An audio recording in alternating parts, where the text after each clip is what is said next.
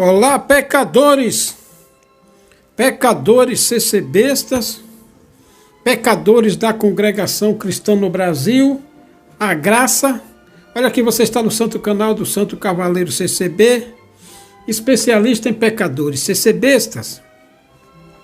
E por falar em pecadores, pense num cara tranqueira que nem o filho do Josafá, um vagabundo de primeira linha.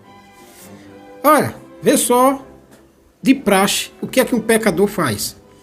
É por isso que quem é... Só, meu amigo, você tem que saber o que é pecado e o que não é. Essa é a primeira regra, você saber o que é pecado. Porque se é uma coisa que afasta qualquer ser humano, qualquer sujeito de Deus, é o pecado. Como disse o profeta Isaías, o pecado é o que afasta o povo do Senhor. Por isso que as orações não são ouvidas. O sujeito que faz o que é mal perante o Senhor, olha, meu amigo, não tem esse negócio de Jesus Cristinho morreu na cruz e cheio de misericórdia e pagou nossos pecados, não. Você batizou, aí fica professando o nome do Senhor Jesus Cristinho e fica dando glória, chorando, fingidamente, fingindo que está chorando, que ama, que fica só o Senhor Jesus Cristinho para lá e para cá, e professando o nome dele, bajulando. Isso é conversa fiada, rapaz. Se você pecar, você já era. Por isso que eu falo sempre de pecado, porque é o pecado que separa o homem do Criador. E o Senhor Jesus, ele é advogado, mas ele é advogado da causa justa, não de vagabundo. Não pense porque o Senhor Jesus quis morrer na cruz, que o Senhor vai ficar tolerando pecado, não. Um cara que nem o filho do Josafá, um tal de Jeorão. Olha, o cara assumiu o trono, Jeorão é o nome dele. Ele assumiu o trono com 30 e poucos anos de idade. Começou a reinar. Ele passou a espada, os irmãos dele. Matou os irmãos. Porque antigamente, o cara que era ímpio, e não confiava em si mesmo, era desconfiado. Ele tinha essa mania. Não só aconteceu isso com o povo de Deus, não. Muita gente... já ouviu falar no imperador Alexandre o Grande? Então Alexandre o Grande, ele quase morre, porque o pai dele e a família dele queriam matar ele, porque ele era um sujeito acima da média e o pessoal não ia com a cara dele. E aí tentaram matar ele, porque ele era o sucessor do pai. E ele quase morre por causa disso.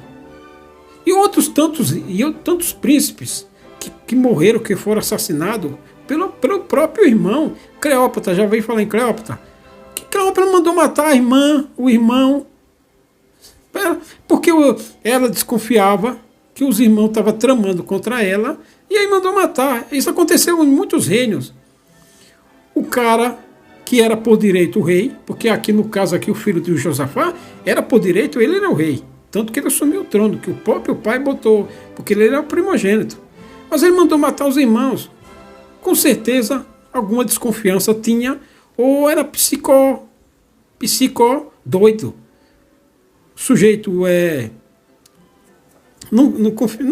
tem outra palavra aqui, era desconfiado, sabe?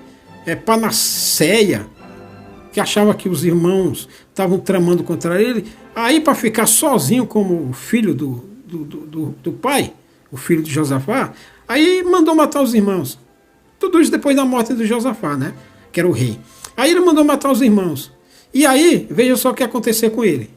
Eu estou dando essa introdução aqui para pegar o contexto do pecado e do final de quem fica pecando. Então Josafá, o filho de Josafá, o Jeorão, ele reinou com 32 anos de idade quando ele subiu o trono. E reinou 8 anos só. Porque o cara foi ímpio, acima da média. Ele casou, ele tinha como esposa a filha de Acabe. Olha, mas andastes, aqui é a palavra, vou ler. Mas andaste nos caminhos do rei de Israel e fizeste corromper a Judá e aos moradores de Jerusalém, segundo a corrupção da casa de Acabe, e também mataste teus irmãos da casa de teu pai, melhores do que tu. Sim, porque um cara que é o rei, nesse tempo aqui, um rei, ele tinha vários filhos, tanto com a mãe do Jeorão, tanto com concubinas. E aí o rei de fato, que era o Jeorão, ele mandou matar os irmãos. Muitos desses que morreram foram de filhos de concubinas ou de outros caminhos extras, sabe? Filhos extras. Por que o cara manda matar? Porque com medo de houver conspiração contra ele no trono. Se aí, só que nessa aí, ele colhe, ele arranca o joio e o trigo. Que já que mandou matar uns, aí manda matar todo mundo. E aí nessa de mandar matar todo mundo, por isso que você tem que saber, vou dar um ensino agora em cima dessa exortação. Por isso que você tem que saber separar o joio do trigo. Por isso que você tem que saber discernir o que é bom do que é mal. Senão você faz que nem um cara que nem Jorão. Lembra lá quando os discípulos falou: Senhor, quer que arranque o trigo? Arranque o joio? O Senhor falou que tinha um joio no meio do trigo. Aí o Senhor falou, e os discípulos perguntaram se não queria que eles arrancassem o joio. Não, porque vocês vão arrancar junto com o joio o trigo também.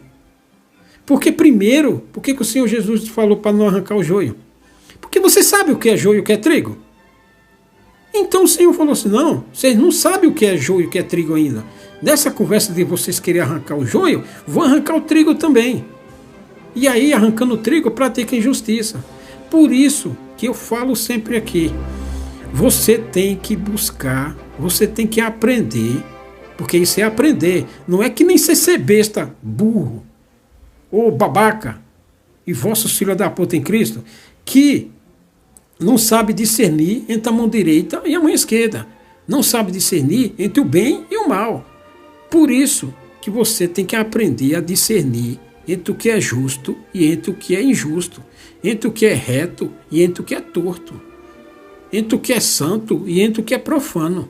Porque senão você faz que nem um Jorão, que nessa de matar, talvez ali um conspirador, manda matar todo mundo, porque quer eliminar o problema, para se ver livre do problema, e nem nessa de se ver livre do problema, acaba criando mais, multiplicando os problemas. Porque assim você mata todo mundo, vai querer colher o joio, só que não sabe o que é quem, e aí, para ficar mais fácil, já quer colher joio e trigo.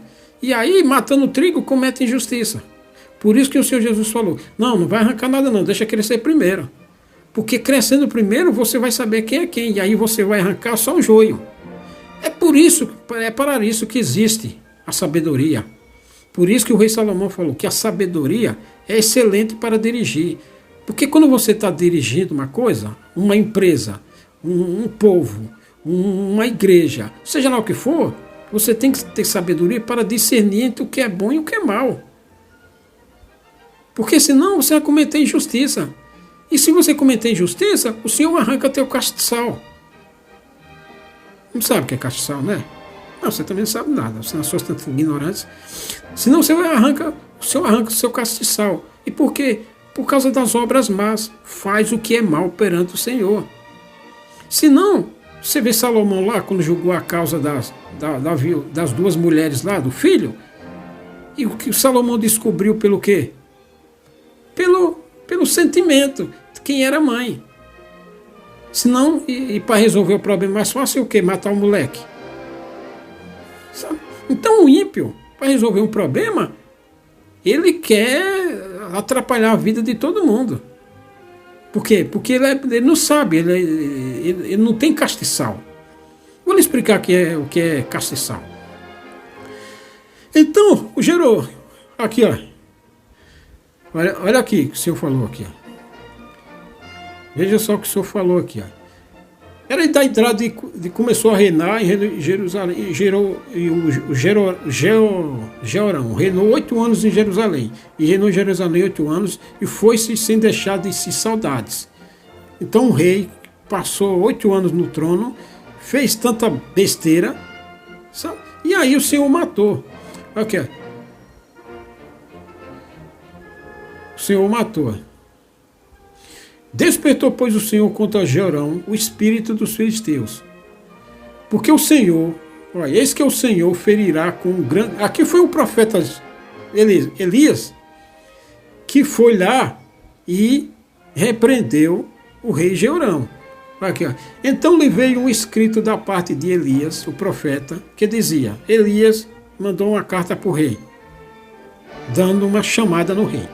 E disse assim, assim diz o Senhor Deus de Davi, teu pai, visto que não andaste... Por que aqui está Davi, teu pai? Segundo o reino, sabe? Segundo o reino. Porque Davi foi que reinou bem. Visto que não andaste nos caminhos de Josafá, teu pai, e nos caminhos de Asa, rei de Judá, mas andaste nos caminhos dos reis de Israel, e fizeste corromper a Judá. Porque Jeorão era genro de Acabe, era genro daquela mulher lá, Jezabel, e fez corromper. Por isso que Jeorão é um rei imprestável, porque ele peca e ele faz pecar. Ele peca e ele ensina os outros a pecar. Ensina com as suas próprias obras, porque porque o povo vê o rei fazendo, e aí vai fazer também. Ah, se o rei está fazendo, eu também posso fazer. Ele faz corromper. Então, quando o Braz peca, ele faz corromper. Quando o Braz não exorta, não corrige, não poda a vinha, não admoesta, não repreende, não ensina a fazer justiça, não ensina a andar em santidade, ele está corrompendo, está ensinando o povo a corromper. Então, isso é mal. E aí o escrito do profeta Elias disse assim, visto que não andasse nos caminhos de teu pai, mas andasse nos caminhos de Israel e fizeste corromper a Judá, os moradores de Jerusalém, segundo a corrupção da casa de Acabe. Então o que a casa de Acabe fez? O Jeroboão, porque era parente, pegava lá os conselhos lá na mesa de jantar, lá nos banquetes, e aí botava em Judá também e fazia o povo corromper. E também mataste teus irmãos da casa de teu pai, melhores que tu, eis que o Senhor ferirá com grande flagelo ao teu povo. Não só a ele, mas ao povo, ou seja, o povo que ele governava.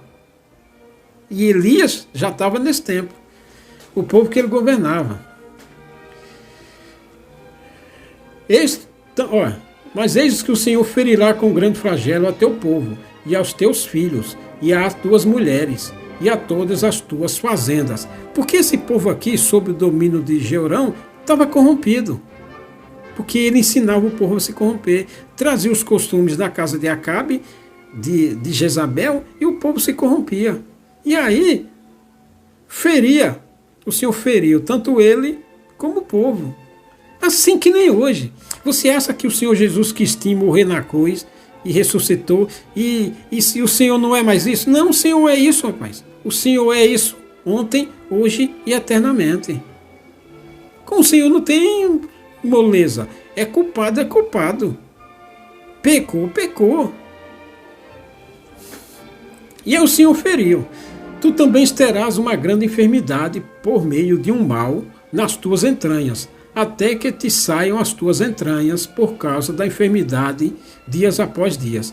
Sabe qual é o problema desse povo de hoje? É que eles acham que esse Deus aqui não é... Tá bonzinho. Não vale mais, não é mais.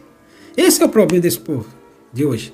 É que eles acham que esse Deus aqui não é mais assim, por causa do Senhor Jesus Cristinho. Tá? Então aí se estrepa.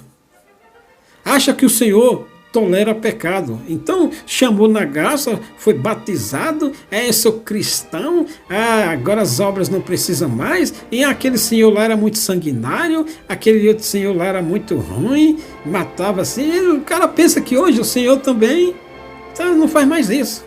E aí se lasca mesmo. Se lasca direitinho. É por isso que muita gente não gosta do Velho Testamento. Porque o Velho Testamento bateu, levou. E aí o cara acha que o Senhor Jesus Cristinho Não, assim, não, meu pai. Não, Senhor, isso aí é meu filho. Agora, essa é a graça. Estamos debaixo da graça. E debaixo da graça não há condenação nenhuma. Sabe? Não há condenação para os que estão em Cristo Jesus. Não para quem não está. Quem não está, está lascado. Do mesmo jeito isso aqui. Esse aqui, que nem o filho do Josafá, o rei lá, o Jeorão, ele também se achou prepotente, se achou acima de tudo. Então podia fazer e acontecer. Sendo que a lei já não permitia. Então, aí, deu no que deu, se lascou direito. E por quê? Porque fez o que era mal aos olhos do Senhor. E todo mundo que faz o que é mal aos olhos do Senhor vai para o juízo, meu amigo. E lá, condenado, sofrerá as consequências. Tanto que se você ler aqui no livro dos reis e no livro das crônicas, lá está, fez o que era mal, e os que estão fez o que era bom e reto aos olhos do Senhor. Fez o que era mal aos olhos do Senhor e se lascou. Fez o que era bom e reto aos olhos do Senhor, se deu bem.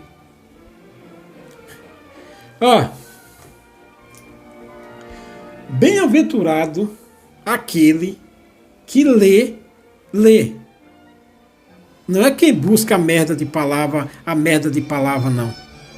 Sabe? É para os que lê. Bem-aventurado aquele que lê e os que ouvem as palavras desta profecia. Que palavras desta profecia? A escrita, rapaz. A escrita. As profecias já estão escritas. As instruções já estão escritas. O castigo já está escrito. A salvação já está escrito. A condenação já está escrito. Só resta você tomar vergonha na cara e pedir misericórdia para entender a coisa. É para isto que existe o castiçal. Olha aqui, ó. João, há 7 igrejas que estão na Ásia hoje, Turquia. Graça e paz seja da parte daquele que é, o que é, de vir, etc, etc, etc. E aqui foi João falar, e escreveu. E escreveu as cartas. E nas cartas que João escreveu, ele mandou aqui, que eu vou ler essa aqui, está escrito aqui, ó. Escreve ao anjo da igreja que está em Éfeso. Isto diz aquele que tem na sua destra as 7 estrelas, que anda no meio dos 7 castiçais de ouro. Eu sei as tuas obras. Assim como os reis, que estão escritos lá no Velho Testamento, que o Senhor sabia as obras de cada um, e lá no final está escrito: e reinou fulano de tal, tantos anos, o nome da sua mãe era tanto, o nome do seu pai fulano de tal, e era filho do rei tal, e andou retamente aos olhos do Senhor, e fez o que era reto aos olhos do Senhor, e outro dizia que este fez o que era mal aos olhos do Senhor, sabe? É a mesma coisa. O Senhor conhece as obras de cada um. Por isso que é as obras. É as obras. Para quem andar bem e reto aos olhos do Senhor, haverá luz, haverá prosperidade, haverá bem-aventurança. Mas para quem anda torto e faz o que é mal e torto aos olhos do Senhor, haverá castigo, haverá desgraça. Entendeu? Está escrito como se deve fazer para fazer boas obras. Está escrito. Então não tem esse negócio de buscar a palavra. É você, bem-aventurado, aqueles que lê as profecias que está escrito no livro da lei do Senhor. Eu sei as tuas obras e o teu trabalho.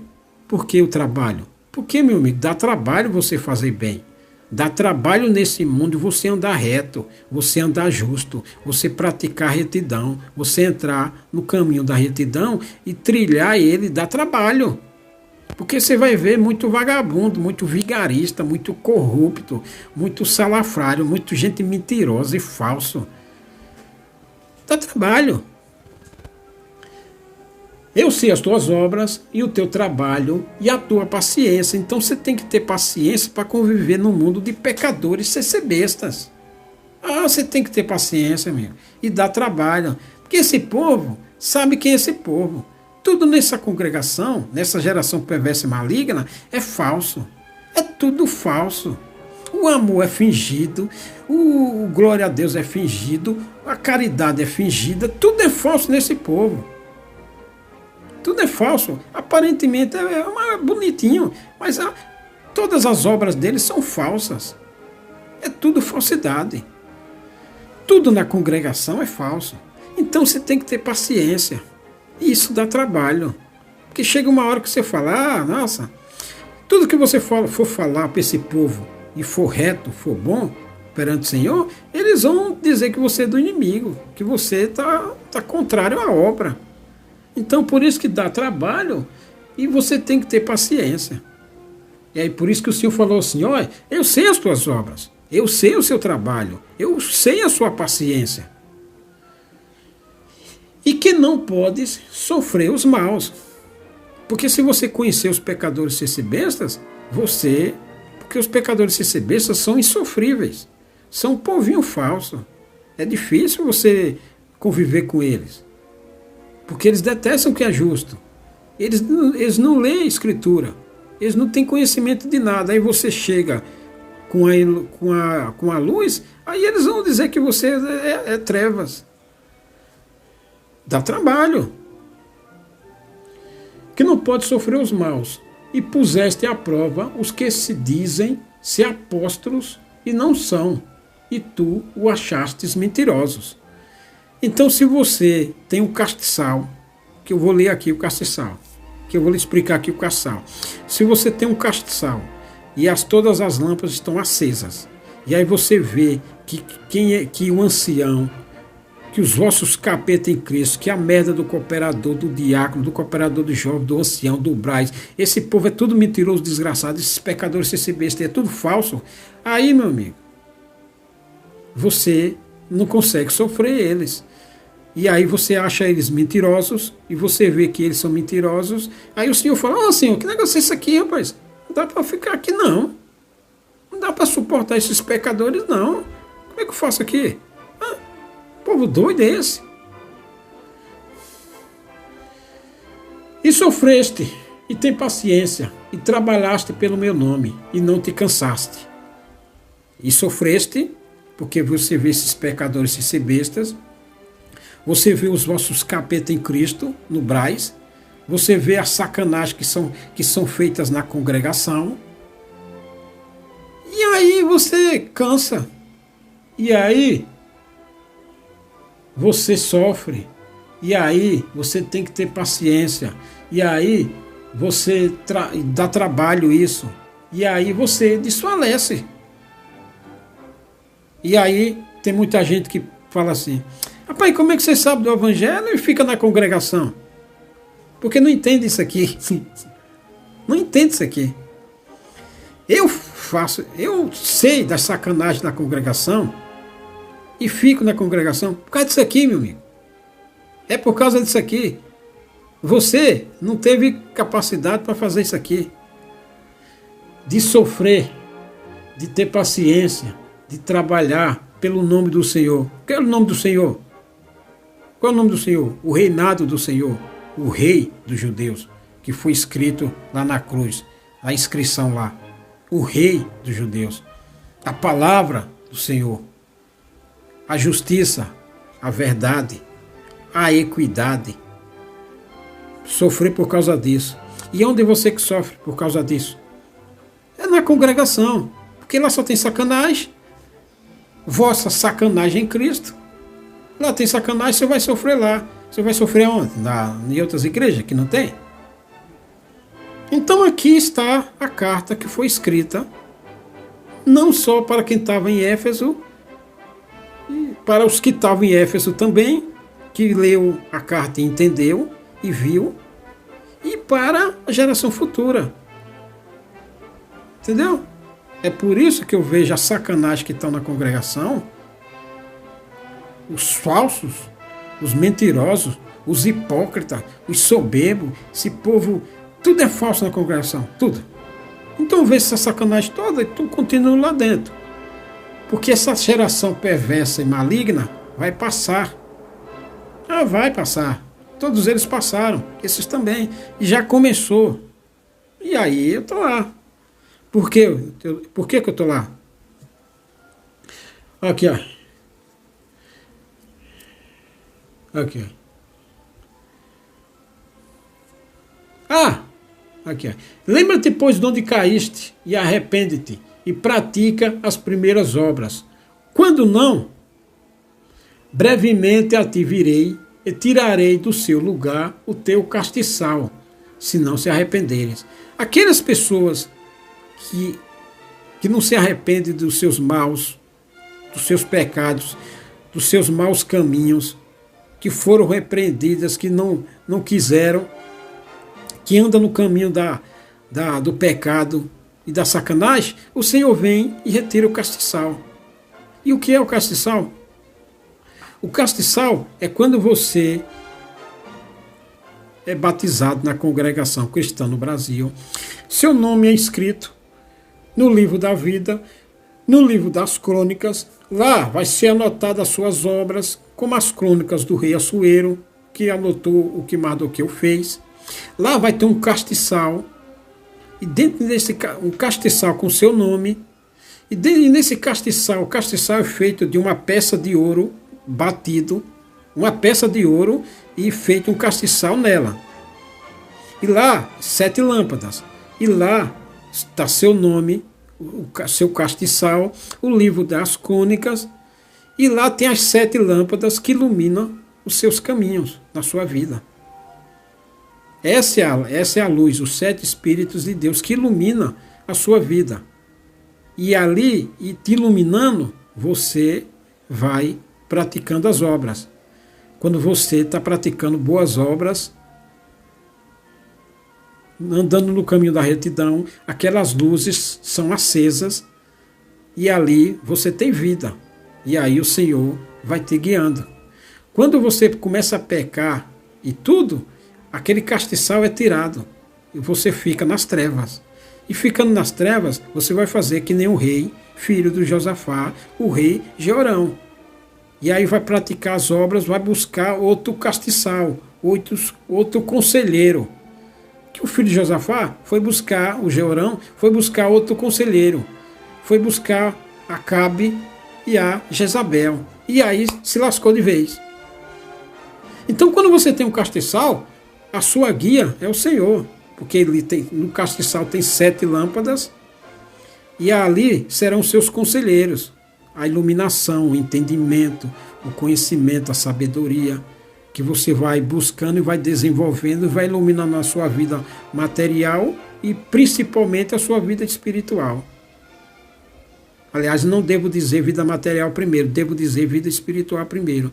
E ali, com esse castiçal que tem as 7 lâmpadas, suas obras e ações vão sendo guiadas para você juntar tesouro no céu, buscar a justiça e as demais coisas serão acrescentadas. Você tem um castiçal ali, que não se apaga.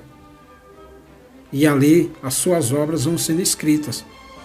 E se você tem um castiçal e as suas obras forem escritas, que eu sei as tuas obras e o teu trabalho, eu sei porque o Senhor Jesus sabia, porque as suas obras estavam sendo escritas ali no castiçal, e o seu trabalho, e sofreste, e teve paciência, e trabalhaste pelo meu nome, e não te cansaste. Você vê que o apóstolo Paulo falou lá, não te canses de fazer o bem. Está tudo escrito ali, naquele livro, e com castiçal. E ali você é recompensado pelaquilo que você está fazendo, pelas suas qualidades, pelas suas virtudes, pelo aquele seu trabalho, pela sua perseverança, pela sua persistência, pela sua dedicação. Você se enfada, você fica triste e com as canalices que se fazem na terra, principalmente nos pecadores sem ser besta, e você continua lá. Não sai, não. Tá? Continua lá. Seu castiçal está aceso. Está sendo escrita lá sua história. História com H.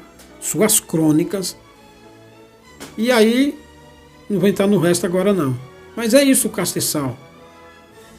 Por isso que você tem que saber o que é certo, do que é errado, do que é santo, do que é profano, do que é reto, do que é torto, do que é bom, do que é mal, do que agrada ao Senhor, do que aborrece ao Senhor, do que é justo da equidade. Você tem que praticar retidão, você tem que andar no caminho da retidão, meu amigo. Senão, o Senhor tira seu castiçal. Você tem que saber o que é pecado. Você tem que fazer que nem o apóstolo Paulo falou. Tudo me é lícito, mas nem tudo me convém.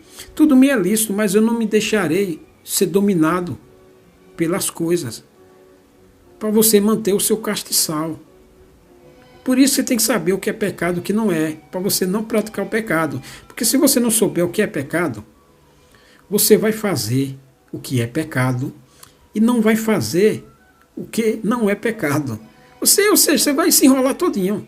Você tem que saber as coisas, meu. Você tem que saber as coisas. Ao primeiro passo, você tem que discernir as coisas. Para não colher um mosquito, engolir um camelo. Que nem os pecadores bestas fazem. Eles, bem-aventurado aquele que lê. Bem-aventurado aquele que lê. Os pecadores bestas fazem o quê? Buscar a palavra. Aí, o púlpito é que nem Georão, corrupto. E ali, em vez de você, a resposta está na sua casa. Bem-aventurado aquele que lê e os que ouvem as palavras desta profecia. As profecias estão escritas. Os mandamentos estão escritos. As instruções estão escritas.